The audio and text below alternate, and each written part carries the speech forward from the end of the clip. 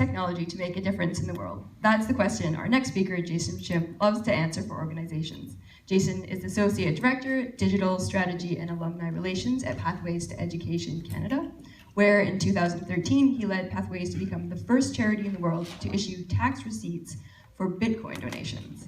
In addition to teaching digital marketing at George Brown College, Jason has won numerous awards and accolades, including the 2014 N10 Award for contributing to the nonprofit technology community, and I believe he's the first Canadian to do so. Over to you, Jason. Thanks, Andy. I'm just gonna.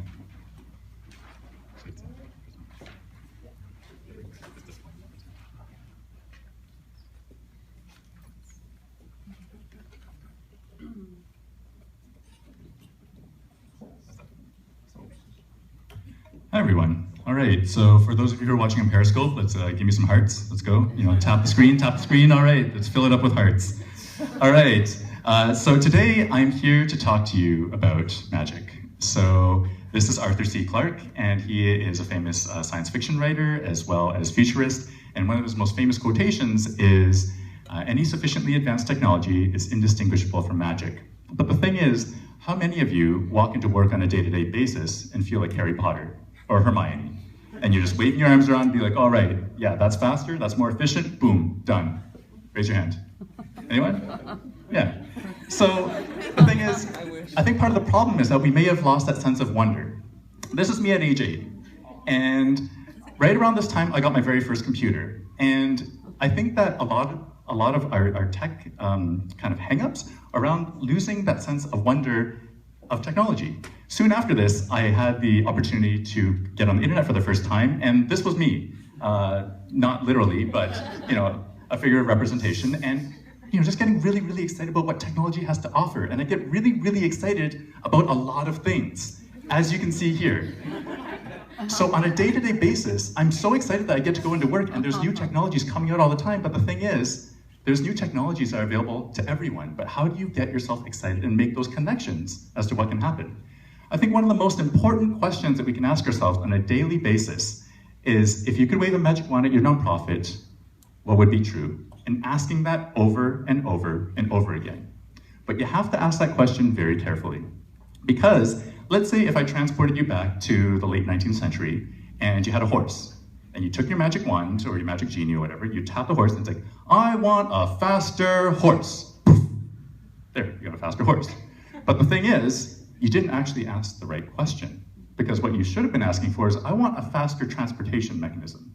And then, only then, do you get to, a car, an internal combustion and all that kind of stuff. But if you're wishing for a faster horse the entire time, you miss the entire point.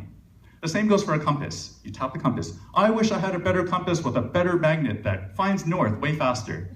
Well, the thing is, you sort of miss the entire concept of launching a whole bunch of satellites into space and going to geosynchronous orbit.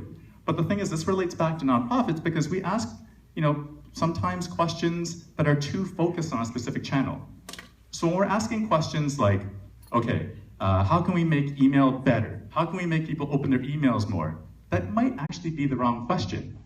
So are we casting the right spells in the day-to-day magic of our jobs?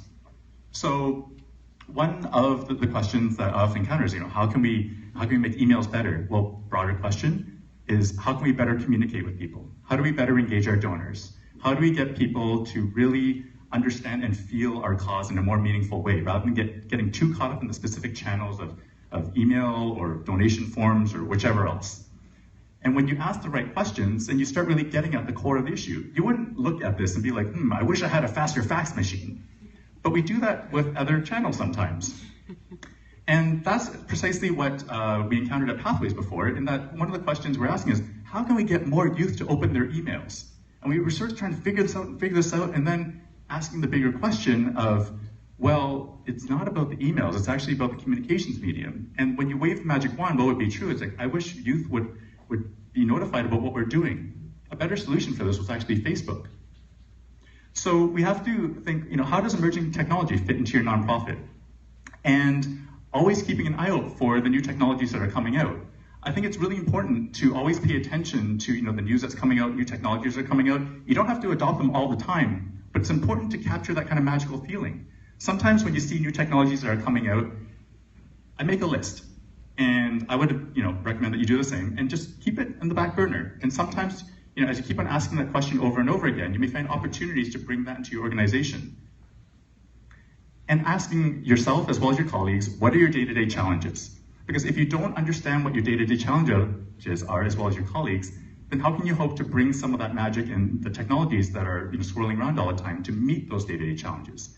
And finally, Google popularized 20% time, or allocating enough time for you to actually reflect and build on some of the pieces to improve upon your job. So how can you make your job better if you're not actually methodically taking the time to reflect upon it and improve it?